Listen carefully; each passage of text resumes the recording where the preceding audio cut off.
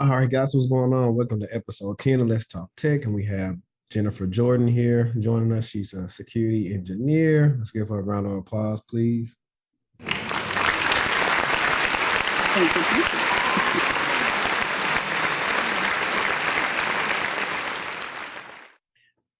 But yeah, guys, it's funny. I had actually been seeing you on the timeline and I forgot what you post, but when you really posted the XOR stuff, really actually caught my attention. I was like, let me see, she'd be interested. Cause see, I've pretty much interviewed like different people, whether it's networking or just regular IT or you name it. But I haven't found anyone that's using some of the same things that I've used at work before. Mm-hmm.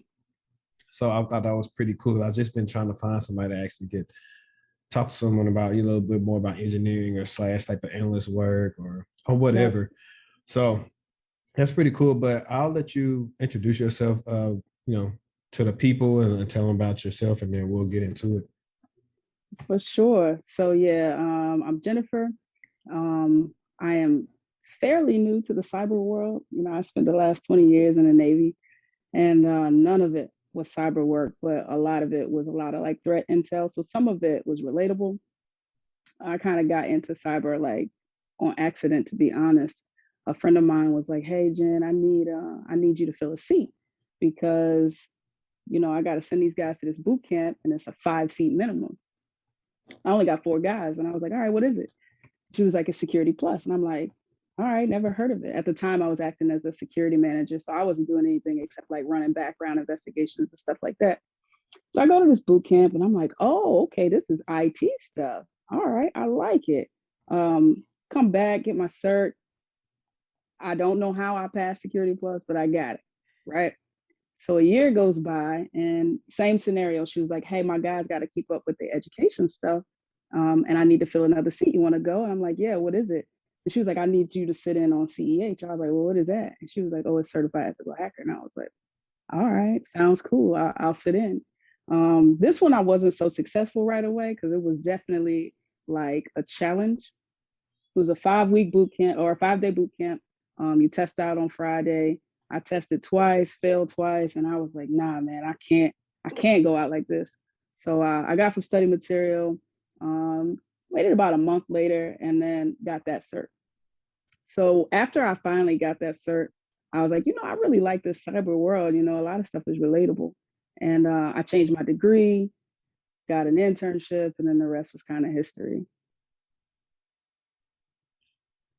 Nice. Oh man, that was a lot. You kind of answered a lot of stuff, but we'll get a little bit more in depth about that a little later. So 20 years in the Navy. Before we I asked that, what area like are you located in now? What area are you in now? So I live in Georgia. I'm about 30 miles south of Atlanta. It's in a suburbs called McDonough. So it's like real rural out here, but you get the best bang for your buck when it comes to house and space and privacy. I saw that. I was like, man, because I'm in a DFW area and they're taxing right now anyways with everybody, the transplants from Cali coming here, paying for houses in cash, messing up the market. Yeah. It's the same here. It was tight. I think I just got lucky. You think so? Yeah, it was a new build, and it was one of the ones that the builder was like, "Hey, I want to try this build out." And it was the only floor plan in the entire neighborhood, and it was their most expensive one, and they weren't going to build another one. They were just trying to off the house. And so it was at the right time for me, and I was like, the stars aligned. This must be my house. So yeah, that's how it was. Literally like just perfect timing. Man, like, so for me, I look at I go to realtor.com all the time, and I was looking and I think Georgia the other day, I was like, that stuff still is priced better than DFW though. Yeah. And I was like, I thought it was a lot better the further south. I guess Texas is considered a little bit further south. I don't know, but yeah, I thought it was definitely cheaper to go to Texas, but I have no reason to go down Texas at all. Yeah. What really does it for Texas is the property taxes. Okay. They're like insane because there's no state tax, so that the state tries to make their Okay. money back any type of way. But it's some areas you can move to for and get some steals because now people are moving to the popular areas, and then people moving to rural areas. Eventually, people move there, so your house value goes up, and Yeah, I But think a lot of people are coming out of San Francisco, the Bay Area, to move here. A lot of the companies, the tech companies, are migrating from out there here because it is cheaper, which makes the tech scene a lot better as far as opportunities in the definitely, Atlanta area. definitely. So since you technically gave us a little bit of your background, how was the Navy, and what did you do in the Navy? That, and I guess I'll figure it out after I listen. But like tell me about that.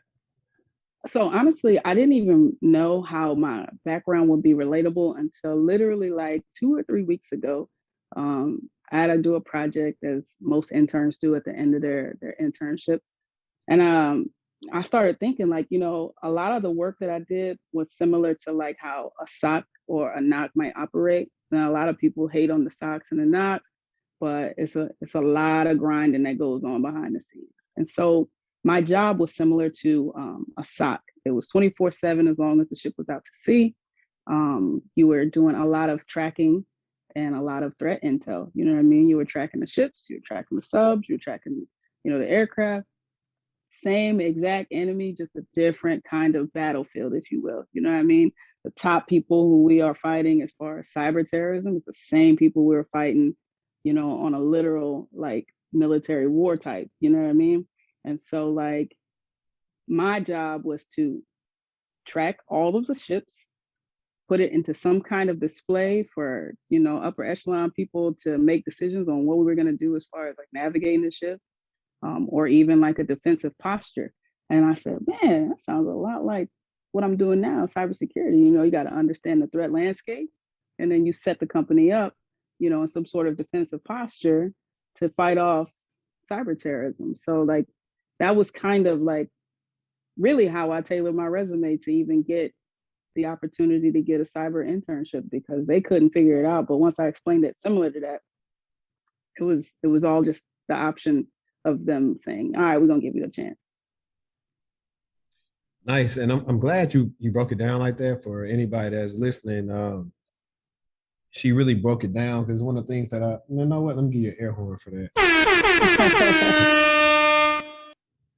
She broke that down because what I find is people come to me for my services, and sometimes they don't realize that they have the same skills, they're just doing them differently somewhere else. And the way that you was able to illustrate that, let them know that, okay, you fully understand what this role is. A lot of people, I think, get intimidated by not having cyber in their role, like the actual name. And they say, well, I don't have security experience. I was like, sure you do. Everybody's did something security related in any job. Yep. I don't care if, you was a cart pusher. You did something that you had to do that was security related. And once they started telling me what they did, I ended up finding it. So I'm glad that you really did. You touched on that. And so you did mention a internship. Was the internship before the certs or after? After. So like a big piece of me selling myself after converting my experience was the fact that I did have 2 certs that were relatable, and everybody calls them like, entry level certifications. It got me the entry. And so for that, it did what it was supposed to do. I had the certs, and I have not finished my degree, but this company don't really care. They really don't even care about certs. They really just want to know, like, do you understand, and can you learn quickly? Like, do you understand what we're doing, and can you learn quickly? And that was like probably 60% of my battle, was just explaining to them, hey, I got it. Hey. Listen, let's do it. Are you on Twitter? I am on Twitter. I don't know if we follow each other on Twitter. I put up a screenshot yesterday. I might put it up on the video right here whenever I put it on YouTube. Yeah. Saying I just finished the interview for this senior. This is actually a senior level IR manager position. Mm-hmm. And I was like, not once did they ask me about my certs, not once did they ask me about a degree or CISSP. And you touched on it. And also bring up that I also made a video about CEH. Mm-hmm. I don't really, a lot of people don't care for it. One, we don't care for it because they have it too expensive. Yep. I think it's far too expensive of a cert that doesn't test practical skills. It doesn't. It's all regurgitation. And honestly, when I took it, I ended up studying for the old version, ended up taking a new version test, which whatever reason was totally different from what was in study material. But what I found out is like about 60, 75% of that test was knowing the Nmap scans. Yes. Yep. And to me, I was just like, that doesn't show anything. But I think what's happened is a lot of people, and don't take this the wrong way, but I've seen it mostly with people who are probably work more military jobs in the government sector or contracts are always trying to push people to go get certs. And I'm like, I get it, but it's not the end all be all, because people sometimes think they should be paid because of they pay X amount to get, for this cert. And I was like, they're trying to recoup that. Yeah. I was like, it really doesn't matter. Certs have become very devalued because you got people on LinkedIn trying to take the search for you and a whole bunch of other stuff. And I'm like, it doesn't matter because all it shows is that you could pass or fail a test. Some places really prefer you probably have. Go ahead. I was going to say, I think it's amazing that they list all of that stuff in these job descriptions. And a huge takeaway, like during this whole process, is that those job descriptions are like wish lists for these companies. You know what I mean? And if they get everything on there, they got a unicorn, and nobody is hiring unicorns. If they see you got everything on the checklist, they're going to tell you you're overqualified. You're not going to get the job. Then there's kind of like no room for growth. So like my outlook was more or less like, I got the certs, I got some transferable skills, I'm going to shoot my shot. And it worked. And now like, next week is when I get my official offer. It's a guy that's been training me on a lot of the tools. He ain't had a degree the whole time he's been there, been like 6 years, and he getting paid well over six figures. And he ain't doing much more than what I'm doing. You know what I mean? So like for anybody trying to figure out like, do you got to have everything on the list? No, absolutely not. You do not have to check everything on the list. Definitely. I normally tell everybody, I made a video saying, let them tell you no, because that's one of my best mottos I got from Mr. Eddie's wife. And that's what I live by, is let them tell me no, because you might get, like you said, unicorns. Like, man, it's like these companies, most of the time, the manager didn't even write the job description. HR or somebody wrote it based on whatever they seen in the market, and it doesn't make sense. Now, I am able to tell what's entry level, what's mid, and what's senior based on the responsibilities. But even then, you can kind of sift through that BS, because that's why I always ask, what's a typical day like? Because I see what you say on the job, but what would I actually be doing? Because most of the stuff you don't really end up doing at the job. And you got for my job description, a lot of the stuff that's in there is not stuff that I do. Is the manager does a lot of the stuff that's in my job description, and it's not, he ain't doing none of the work that we doing. Of course, he probably already did his time at this level, but like, I think those job descriptions give you something to work towards in that role. Definitely. And it's also the thing, we'll just get back on the cert talk. When I did my blog about, trying to, why you're successful in getting cybersecurity, I told people, it was a guy, what did he say? Well, he was trying to get something else. I say, honestly, after Sec West, to me, you have enough to now just actually figure out your exact role you want to do and plan it out. I was like, really don't get anything else. It's another guy on my Instagram feed. He's getting all these different certs. I think he's got Network Plus, Azure Fundamentals. He has Cloud Practitioner, Sec Plus, and now he's trying to do CCNA. And I'm like, I had pretty much asked him, I said, what's the end goal? And he was like, I'm trying to get in cyber. And I'm like, well, it's like, honestly, you really don't need all that if you got Network Plus. Not that it's superior to CCNA, but you're not going to be doing, unless you're doing like something like maybe like a security network architect where you're doing like both things and really doing architecture type stuff, you're not going Mm-hmm. to really have to need to know that much about networking because you're not going to be setting Right. up anything or any devices or anything like that. It was like, so you don't have to. The more search you have doesn't really help out. Sometimes it makes them probably avoid you. Just like, well, I don't know what type of role he wants to do because these things don't match. And it's just Yeah. a lot of just bad information. I hate when I just see I somebody say, think "Oh yeah, a couple of search and you be straight." I'm like, no, I think the one thing not that I've always. learned is even after getting Security Plus and getting CEH, not a lot of that stuff is relevant to what I do.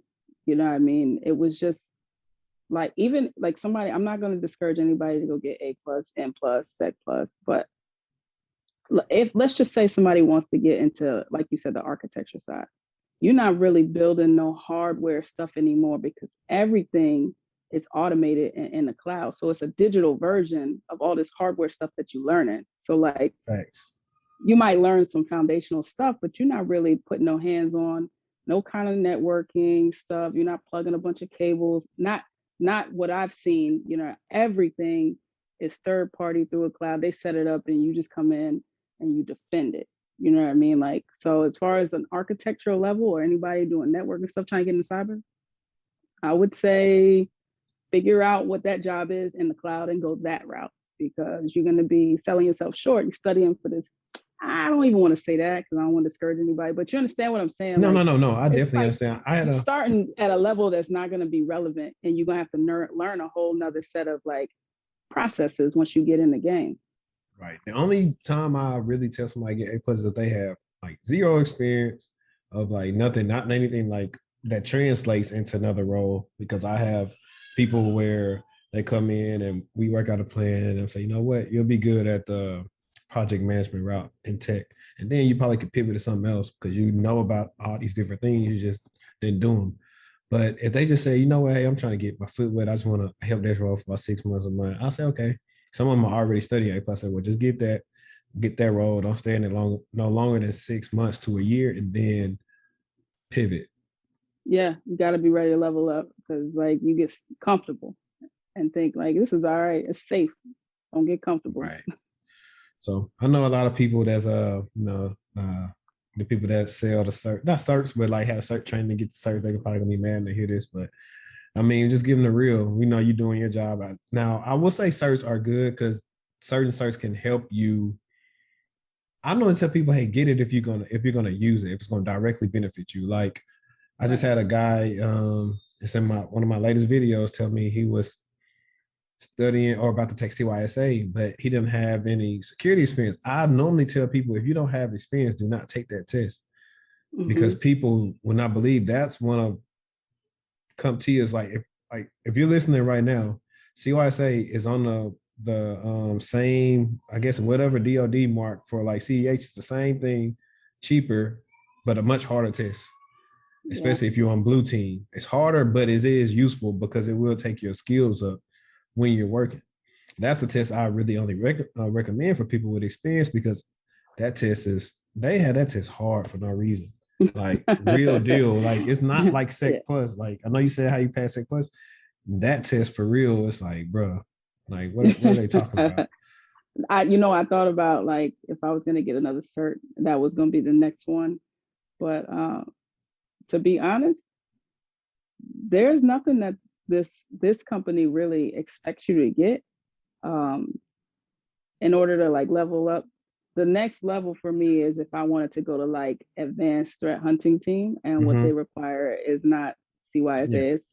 They want definitely. like I don't even know what it is, but like CYSA is not one, but that's one that I want to get so that whatever that next cert is, I at least got some foundational knowledge for that because they do build upon each other. You know, you'll see a lot of the Yeah. same stuff in each certification. Yeah, I would say if you got a lot of where you can doing a lot of things like looking at logs and doing a lot of analysis work, CYSA is like very good for that because it does. Like I said, it helps out with that. Is more centralized. Like Security Plus is more of a scattershot approach, but Mm-hmm. Mm-hmm. this is definitely a focal point of blue team. Just like I think Pen Test Plus is more red team based, And I don't really know much about the cast, but I've never really wanted to look into getting that. Mm-hmm. It's funny how we've actually went through some of these questions without even Yeah. having to ask them. So what we'll do is your role that you're doing now, is that the internship, or you did the internship before this role? No, this is the internship, and it is going to turn into full-time employment, same exact role. Okay, so let's talk about that. Okay. You don't have to give up, who it is, but more so about. Nah, actually, they are prideful about like how they hire and the amount of internships they give. Well, I mean, let the world know. I got a lot of people that Oh, do they hold on? Do they do remote internships, or you have to be present? Look, their headquarters is my internship is with Liberty Mutual Insurance, the Limu Emu cats, right? And nobody could have told me that they had a global cyber security operations center had I not been enrolled in this program that kind of got me to the internship. And I'll backtrack and talk about like how I got the internship. But Liberty Mutual is huge about internships, and they do probably the most hiring of interns that I've ever seen. Like when out here searching for jobs, Liberty Mutual is all that.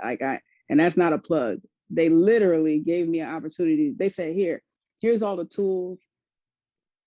Jump on a call if you got questions. Yeah, man, that's what's up. But yeah, just share some more on that, because I think that's one of the biggest issues. Is like a lot of people are like, man, well, how do I get experience? I know ways to get experience, but internship is like the best way because it's paid and you're actually showing that you prove value, especially if they keep on bringing you back or they hire you. This is how mine went down. So I told you I did 20 years. My actual retirement is not for another 2 months, right? So the way it works is this program is called Hiring Our Heroes, and it's sponsored by U.S. Chamber of Commerce. And so ethically, because I'm still getting paid my active duty pay, I can't be paid via their internship. So it's a win-win in this program. They get to teach me for free and not pay me, but I'm still getting my active duty check. So I don't really lose no money. I get to kind of like transition to the civilian world without losing any money, which is hard for a lot of people, because there are some internships that aren't paid, but they probably offer a great role on the backside. So the Hiring Our Heroes is a 12-week program. The way Liberty has it set up is very structured. You got the first month you spend in cyber defense, the second month you spend in advanced threat hunting, and then the last month you spend in what's called SimDev. So those are the guys who kind of they fine tune all the automation that the engineers use when we're going through and triaging and trying to figure out like how stuff is coming into the infrastructure. So like on a day-to-day, like you don't know which team you're gonna get put on. But for me, I think they're gonna put me back at the beginning, which is cyber defense, which is cool because I like it. It's easy money. But the end goal, my first love was really in programming. So hopefully I'll get to go sit with the SimDev guys at some point, and then, pivot and go somewhere else, level up, get more money. And if anybody say they don't do it for the money, they tripping, because you can't feed your kids passion. Hey, that's something I said on Twitter to people. I mean, not Twitter, Facebook. I was like, go get you a major. If you go to school, a major that makes some money. I was like, you can do your passion later. And a lot of people kind of gave me some pushback on it, but I'm like, bro, y'all going to get English degrees and all that stuff and stuff that's not paying y'all. Y'all end up working at call centers or possibly being teachers. There's nothing wrong with that. But you didn't want to do that. That's just what you have to back up. You didn't spend thousands of dollars to say, I'm just passionate about this. And that's just it. And my kid still needs to figure out a way to pay for college. That's not the goal. I don't want to work forever. You know what I mean? So I like what I do and I want to be paid well for it. There's nothing wrong with that. Definitely. So when you say they're gonna put you at cyber defense, is that gonna make you like what do they call the analysts? Like, for example, with Opta, they don't have analysts. Everybody's an engineer. Okay. I like that. Yeah. I can get with that. Yeah, I I mean, think they it's to did me that don't really too, just because matter. of the breakout about like I think they had some beef, and I heard a little bit of the churn when I first got there about like, tier two, tier three, who was what. So it was like, you know what, everybody's going to be an engineer, and so they have a cybersecurity engineer, they have a senior cybersecurity engineer, and then they have principal. And so that's the level. So their analyst is really their cybersecurity engineers, and then the senior guys kind of work in advanced threat, and some of the senior guys were working like sim dev, just fine tuning a lot of the automation stuff. Yeah, how it goes with us is it was like analyst, senior analyst, and you got I think you gotta like you can go senior analyst too, then you can do principal analyst. And then the same Mm-hmm. token, you can do the same thing with the engineer, right? Engineer one, senior engineer, principal engineer, Yeah, so and my so role on. is equivalent to an analyst. Yeah. Yeah, yeah. Definitely. I mean, I figured that when I saw you using what tell us about the stack they got you using. So on a daily, I really use, so we have Tanium. I don't really use Tanium that much because it's very finicky as far as Really like to just you? I logging like it. it. I don't like Tanium. I mean, They must I not ain't keep say it it out up loud. to keep it together. Well, I think they didn't really allow me to get dirty with it either because we're moving to CrowdStrike. And so like That's my we favorite. not a lot of the stuff we're gonna like, get rid of here in the near future. But so I use the Palo Alto SOAR, which is like, the mail triage stuff, it's the ticketing queue. And then I use Splunk a lot in conjunction with the SOAR ticketing system. Um, and as far as like analysis tool, I use um, Cisco AMP, Threat Grid. Um, they have a stack on the outside that does like, the breakdown of attachments and put that together called Voltiro. So anything that comes in, it's got an attachment. It'll break it down, check it from list of stuff, put it back together and let it through. Um, Tanium, I said Tanium. For proxy, we have Zscaler for our Okay. proxy. I've used Zscaler before. Yeah, they got a lot of tools. They got a lot of money too. So like they just, That's what hey, we're gonna buy this and try it. that's good. But then some companies make a mistake by just thinking they're gonna buy the tool and they ain't gotta tune it, they ain't gotta critique it to their environment, and that's where they mess up at. Yeah. Um, The I hardest like part for me Tanium. so far has just been like how they do they process like the agile whatever that is. That's new to me. Like it's not a military thing. So like how they I don't even know what it's called, but the methodology on how they like get stuff done and the sprints, all that terminology is stuff that I You talking about can't like get that with it. project management type stuff, or as when they That, handle? yes, Yeah, yes. So they do a lot of that terminology. I think it's just gonna take some getting used to, but um yeah, I feel you on for that. I'm the people same who way. are trying to get into cyber, that's a thing. Like we need people who are product owners who are into project management. Like that's an entryway into cyber. So a lot of people don't realize that that skill set alone, just being a project manager, can get you into cybersecurity, and then you get to see what everybody is doing. I call it the grunt work. Everybody that's out here grinding. Yeah, one of my friends, he would say, "Y'all use Agile, Waterfall." I'm like, man, I don't know. That's not me. I'm Agile. just in the meetings with my manager and one of the project managers from time to time. We just Yeah. say, we trying to implement Phantom. We gotta do this. Hey, you know what? Now we gotta implement XOR with X amount of days. Hmm. So, but that's cool. I didn't used to like Tanium either, but then I realized I was kind of using it wrong. I didn't know how to ask it the right questions. We did like some Yeah. Tanium training. I think what was that last year? I think it was like Hmm. last year. So I think I got the PDFs or somewhere. It can be a powerful tool of knowing how to utilize it correctly. Hmm. Most of the time, I work at a threat response because that's what they kind of do the alert through threat response. And Yeah. threat response is pretty simple. Well, Hmm. what I'll do is sometimes if I see a host stored in threat response and see all the type of signals that's on it, and you can now do a Hmm. live connect and see what type of processes may be running. So that's pretty cool. But I love CrowdStrike more. It's more visually CrowdStrike is appealing. supposed to be like the the Cadillac of all of them. So I hear. Yeah, it's overtaking a lot. And then you got Sentinel One that's coming up as well. Since the Mm-hmm. one you start hearing their name a lot. It just went public. I bought some of their stock. I need to get some more since it's I low was right just gonna now. say, are they trading? Well, CrowdStrike wasn't like a dummy. I sold mine. I got it. I got it for the low last year during the pandemic because everything went low. If I know what I knew now, I just would have brought everything. And just held But on to it. CrowdStrike is cool. I mean, especially when what I like is you look at a detection and the process tree. You can just click the magnifying glass and it'll show you what popped and then what file came in and what processes started, and then if it got any sub processes connect to that one. And so if it blocked Mm-hmm. or it ran. So it's pretty visually appealing and pretty cool. I'm pretty sure they're probably offer training for you guys to do like the They I did. think They it's gave the us the CCFR maybe. what is it? They gave us access to CrowdStrike University. And Mhm. so we was I able to got go that. through all of the 100 level courses, and then once we implement it, then they'll give us access to the rest of the stuff. Did they give y'all But access to the lab environment? A lab environment? you know what? I'm not even sure. We have CrowdStrike running. It's just not implemented on all our hosts. Got you. You know what I Yeah, mean? you They're should doing a ask rollout now.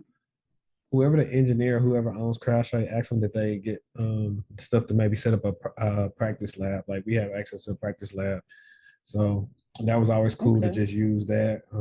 Okay. What else? But yeah, Splunk is my baby. I want to get Yes. probably my Splunk admin maybe. Mm-hmm. I love doing content, so I love reviewing correlation searches and seeing how they work because I come from a lot of people make it from the top up. I look at it from the analyst down view to where okay, when this fires, does this make sense for us when it fires, and how actionable is it for us, and that's the thing. So I like doing that. We use Splunk, Phantom, Tanium, CrowdStrike.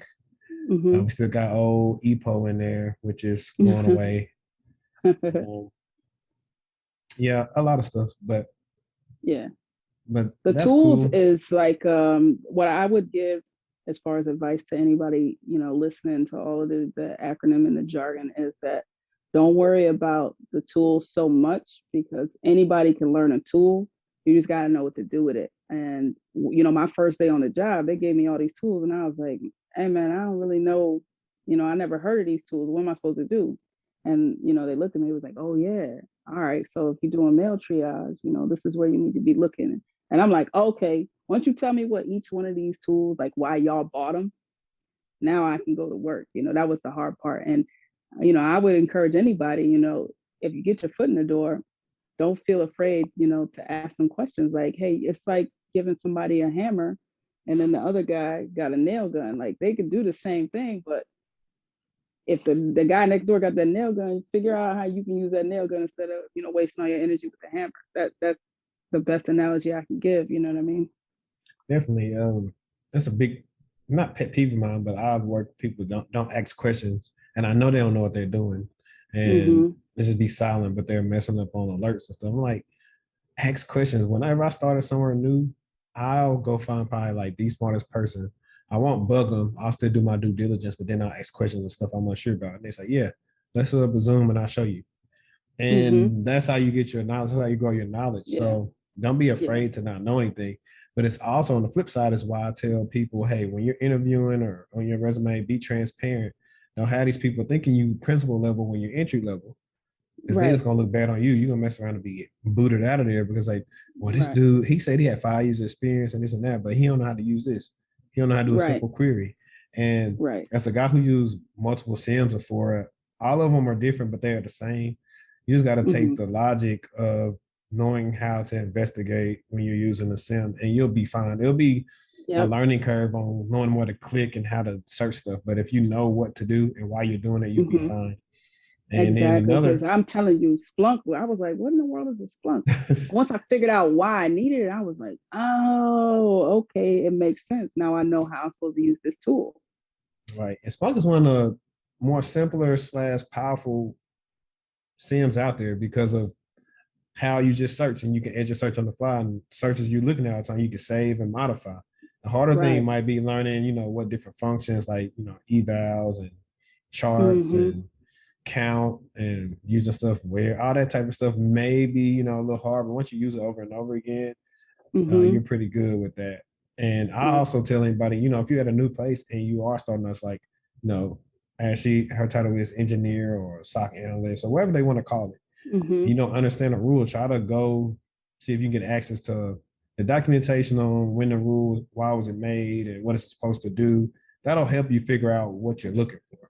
A lot of times you just see the rule file and be like, okay, what's to do with it? I'm like, well, figure out what it's looking for. If you don't understand it, you got Google. Trust me, I still Google stuff if I don't understand. I Googled today.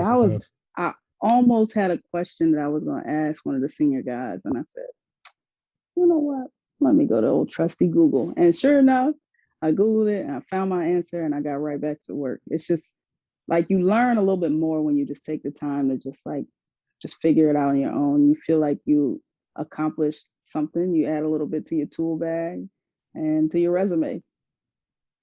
Thanks. Especially like, I know it's funny, but it just reminds me of like being a little kid. I used to laugh at a episode of Full House because Uncle Jesse said something my mom used to say to me. She asked about either how to spell something or what does it mean, and he was like, look it up, you'll remember it longer.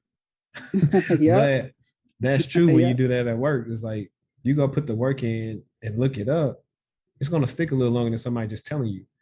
Yeah, I felt so ridiculous. I was trying to link a bunch of events together because I was getting a lot of duplicate alerts, and I was like, let me just link these together. And I fat fingered one of the numbers for the ticket, and I was like, oh man, can you unlink these? I know how to link them, but can you? I ain't had to unlink. And I went and looked in Google. I was like, yo, what's the search query look like for unlink? And sure enough, it was literally just changing it from link to unlink. I felt stupid, but I was like, well, at least I didn't ask somebody that question out loud. So y'all work all y'all stuff in Excel? Y'all don't use any ticketing system? So like, nah, they have another, I forget what it's called. It's another ticketing system that they use.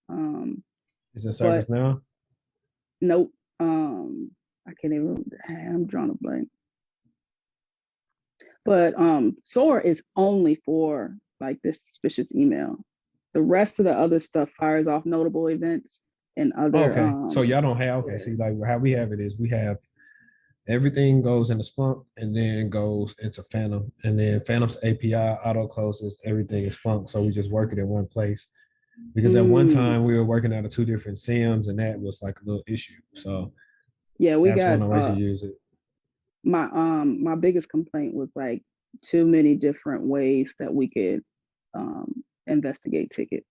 And so like for me, I stay where I'm comfortable at, and probably in the next month or so, I'll move on to something else. Because I feel like I want to be a master at one particular area before I move on to something else. I don't want to jump around and not really have a good understanding of how the tool works, even though we're moving on to something else. But yeah, that could be a good suggestion if you bring it up. Say, hey, I think we could be able to send all this into Splunk, and then we could send it into Excel, and we could work out a one-stop shop, and then just pivot back into. I think that's their plan for CrowdStrike. So like I would say it, but I think CrowdStrike is gonna get rid of a lot of what I'm complaining about openly right now. But you know what? Because see, Splunk can handle so much data. That's why it's always good just to feed it into Splunk, and of course CrowdStrike is built on the Splunk. You know what I mean? Because you can open an event search and a detection, and it'll open up a Splunk window. Facts. Yeah, I really do like Liberty though. Liberty is great. They're very transparent about everything. Even like, do they make y'all say that at the internship? Nah.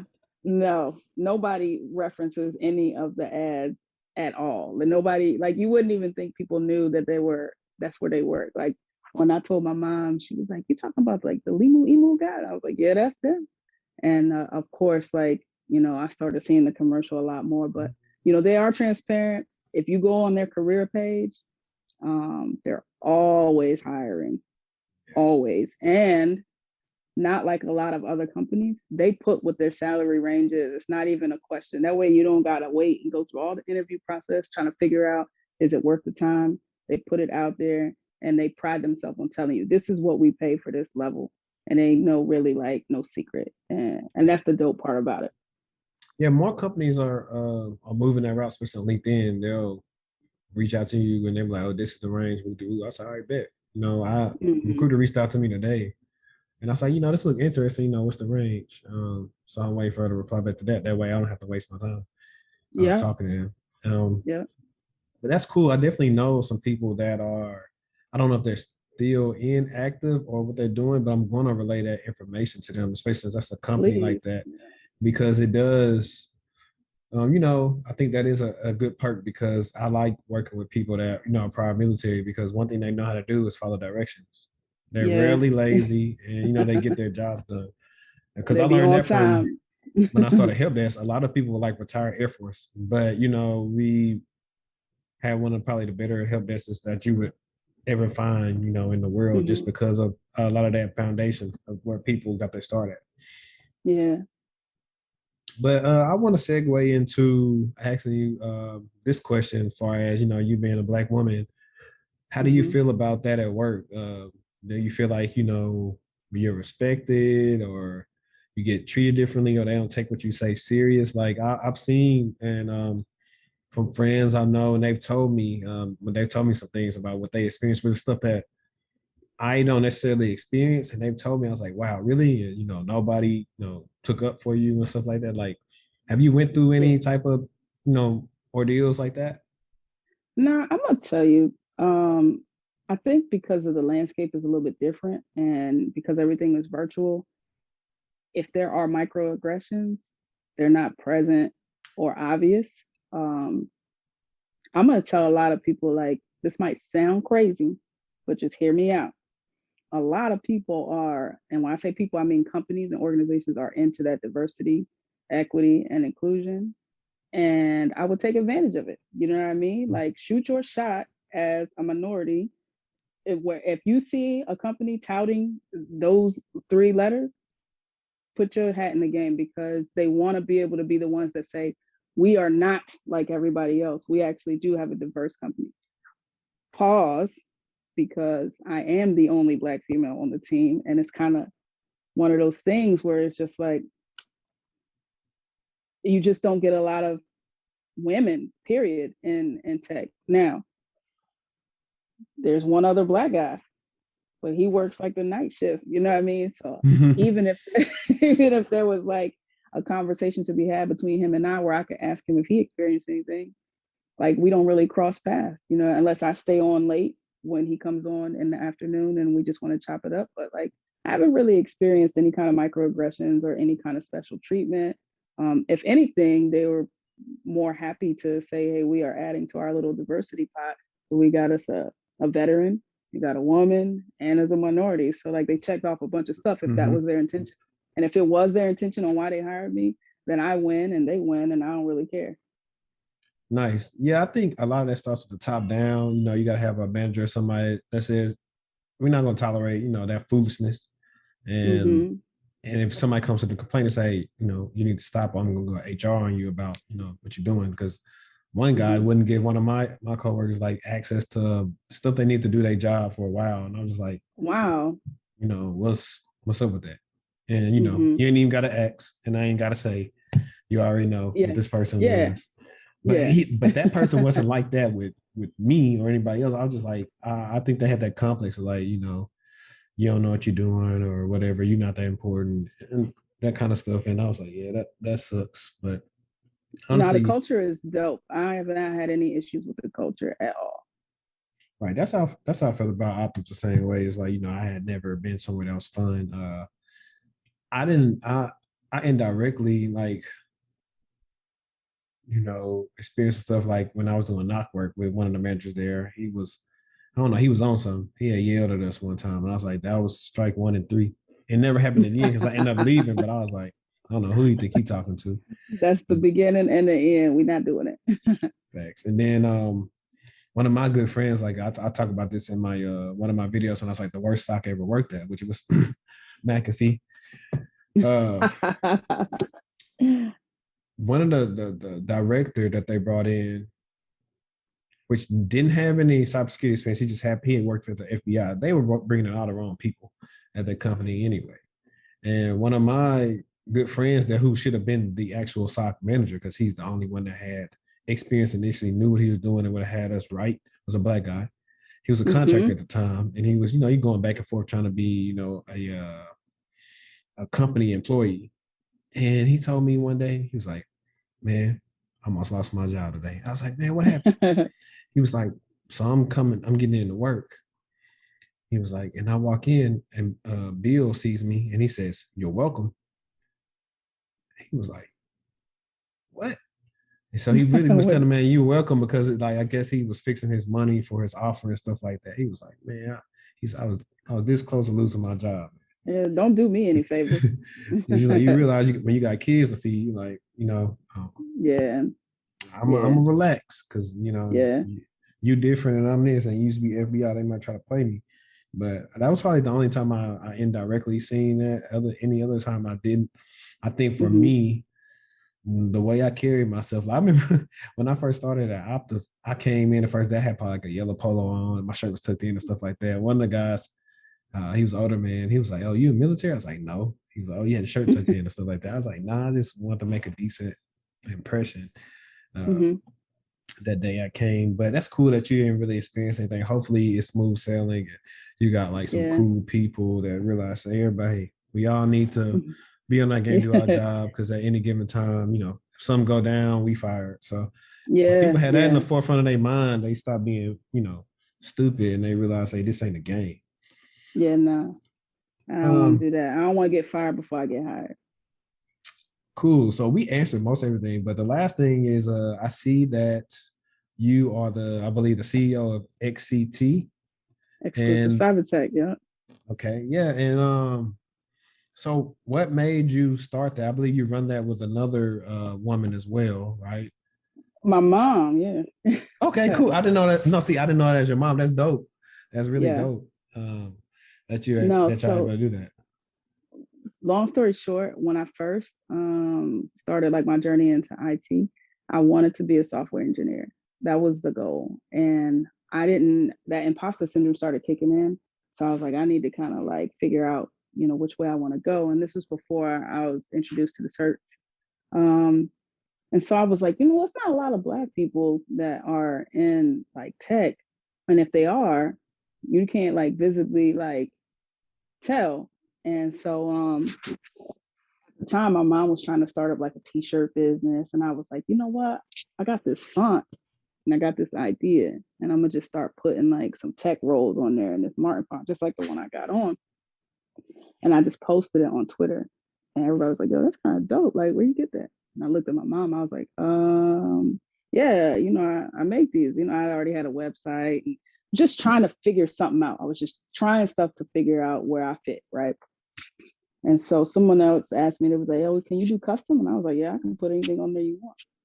And at first I was pressing them and it was taking up all my time. So I ain't had time to do no programming, no coding, no nothing. I was just making shirts. And I was like, this can't be what I'm destined to do. But for now, it's making me some money, so I'm gonna do it.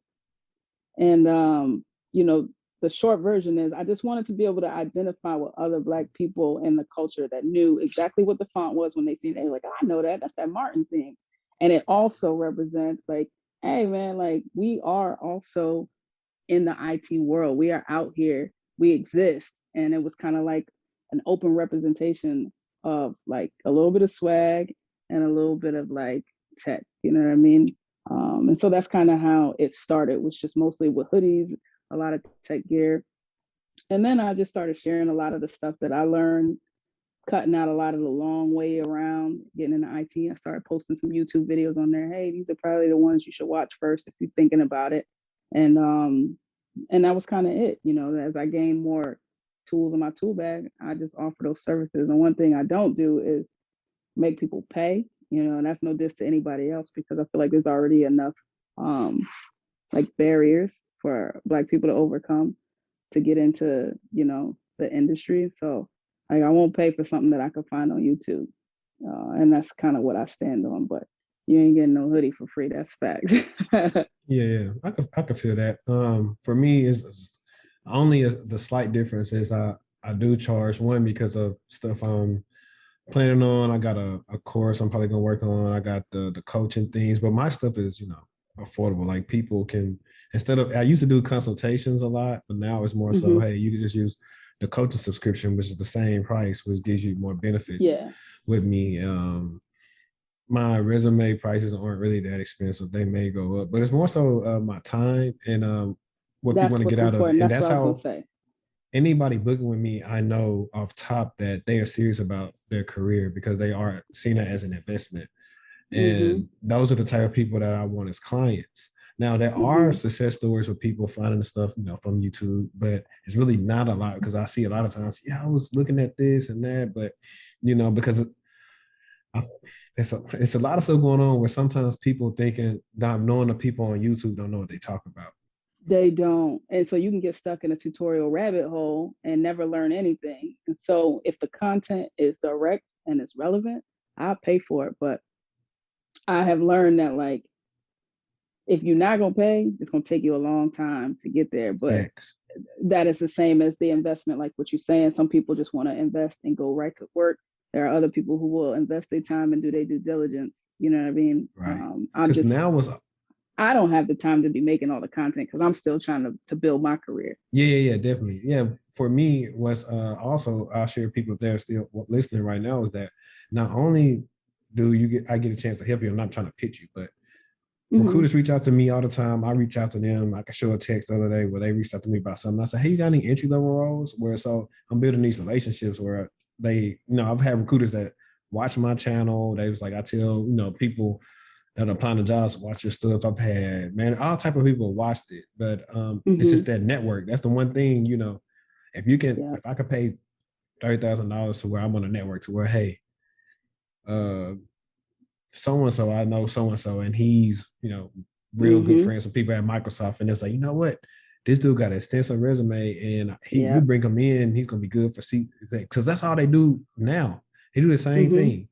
thing, so that's one of the Yeah. things you can't necessarily put the price on. Like you never know what it's gonna pay, and for me, my stuff doesn't require a time commitment. I tell anybody you can cancel anytime. I tell the story about the guy. One of my clients I helped, shout out to Carlos, 2 weeks in, I helped him go from IT support to SOC analyst role.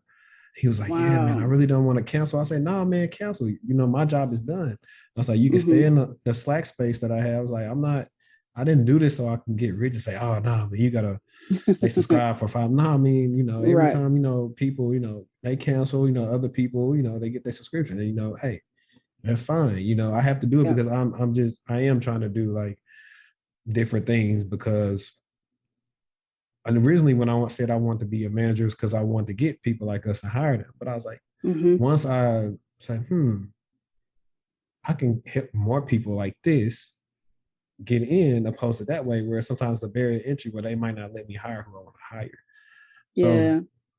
that's pretty much what that's been about. Yeah. And I think the last thing I'm gonna ask you about is like, so what do you think about the Black tech Twitter space? You think about I it? ain't gonna lie, like I spend more time than I probably should on Twitter and in the Black Tech Twitter space.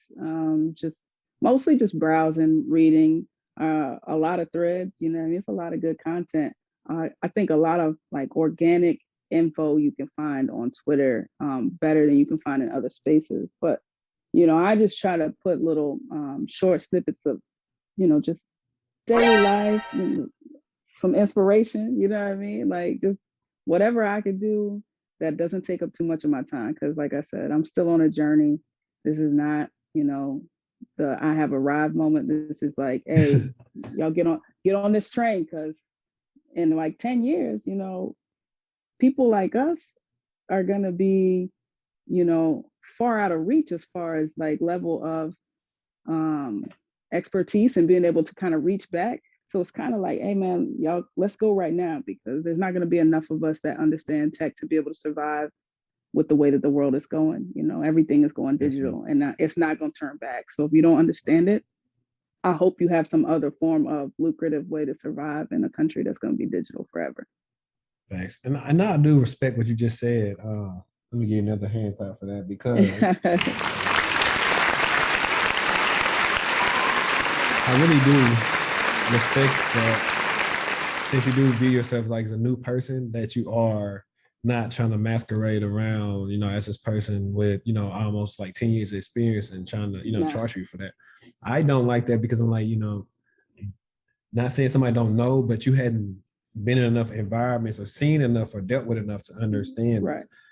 Most of what I've dealt with is what my clients deal with now, and that's on it's very transparent on my Twitter, Instagram, on my YouTube, and they knows okay, he's right here with me. He's like I tell people, look, shoot, I started from help desk, Yeah. and I tell people all the time, and they come and say, you think I should go to school? I say, honestly, you don't have to. I said it won't hurt, but I'm not gonna say you need to. If you can get in without spending all that money, go for it. I'm just not one of them gatekeeper type of guys. I'm trying to get anybody I can get in. And as long as they're willing, I won't put my name on you if I know you're not willing to work. But if you're willing to work, I'll vouch for you. So that's that's I ain't gonna tell you that rocking. my experience is the normal entry in. You just gotta do your due diligence, figure out what you want to be when you grow up, and there's a roadmap for it once you figure out what it is that you really enjoy. That's the best thing I could tell somebody. And then, beyond that, when you want to get in the weeds, it's probably when they want to reach out to somebody like you, who's been out here for a little while. I mean, I could answer questions, but probably not more than what my experience is at this very moment. Yeah, but you live and learn. You'd be surprised within a year you feel like you got 3 years of experience. For real, working at McAfee, I felt like I had like 2 years experience because it showed me everything not to do. I'm gonna tell you, like once I updated my resume with my the short amount of time that I've been with Liberty, it's people been reaching out like crazy, like, hey, what do you think about this role? I had somebody today. He was like, yo, you interested in this 100% remote? I said, as soon as you say 100% remote, I'm listening.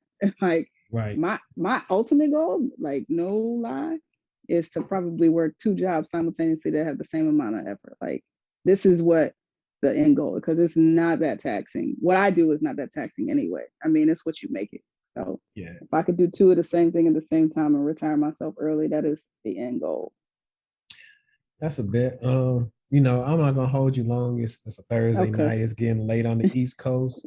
Yeah. Can you tell everybody where they can? I'm probably gonna have your name on there, but just for audio listeners, can you tell them where they can find you at on Instagram and Twitter? Yeah, on Twitter and Instagram, it's at Code World. And on my Facebook, I don't really have a presence there for anything that I do social wise. That's kind of like where all my family and I, we kind of keep up. But yeah, on Twitter and Instagram at Code World. And if you're on, I just got on TikTok. If you're on TikTok, it's Jen Does Cyber on TikTok. Yeah, I'm gonna assume that you are a J. Cole fan too. I mean, because I'm from North Carolina, he's from North Carolina. That's kind of how it came up. Yeah, I figured. Yeah. Shoot, I'm gonna talk to you after I start recording this. But guys, I know where y'all can find me at all my stuff. Get at me, send questions if you want to be on the podcast. The email is in the description. Please reach out and